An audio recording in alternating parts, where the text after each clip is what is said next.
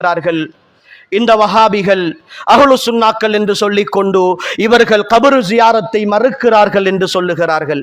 இல்லை சகோதரர்களே, கபர்களை ஜியாரத்து செய்யுங்கள், கபர்களை ஜியாரத்து செய்யுங்கள் என்பது என்னுடையதும் உங்களுடையதும் கட்டளை அல்ல, எம் தலைவருடைய கட்டளை, எம் உயிருக்கு மேலானவருடைய கட்டளை.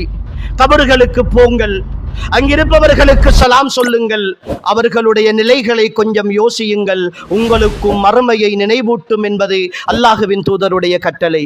நாங்கள் எந்த கபர்களுக்கு போக வேண்டாம் என்று சொல்கிறோம்? எந்த கபர்களுக்கு போக வேண்டாம் என்று சொல்கிறோம்?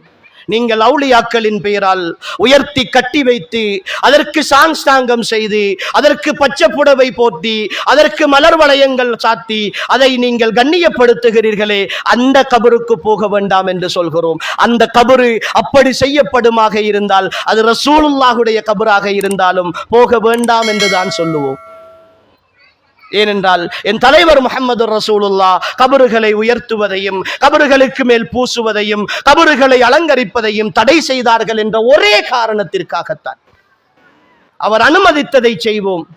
நாங்களும் கபறுகளுக்கு போவோம், கபரலிகளை கடந்து போகிற பொழுது சலாம் சொல்லிக் கொண்டு போவோம், மக்பராக்களை கடந்து போகிற பொழுது மரணத்தை நினைவுபடுத்திக் கொண்டு போவோம், அடிக்கடி மௌத்தை பற்றி பேசுவோம், மக்பராக்களை பற்றி பேசுகிறோம். எங்களுக்கு நீங்கள் கபறுகளை ஜியாரத் செய்வதில் எந்த தடையும் கிடையாது.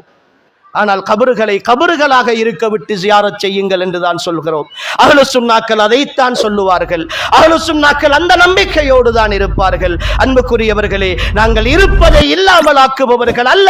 அஹ்லு சுன்னாக்கள் இருப்பதை சீர்படுத்துபவர்கள், இருப்பதை இருப்பது போன்று செய்யுங்கள் என்று சொல்பவர்கள். அவ்வளவுதான். இருப்பதை இருப்பது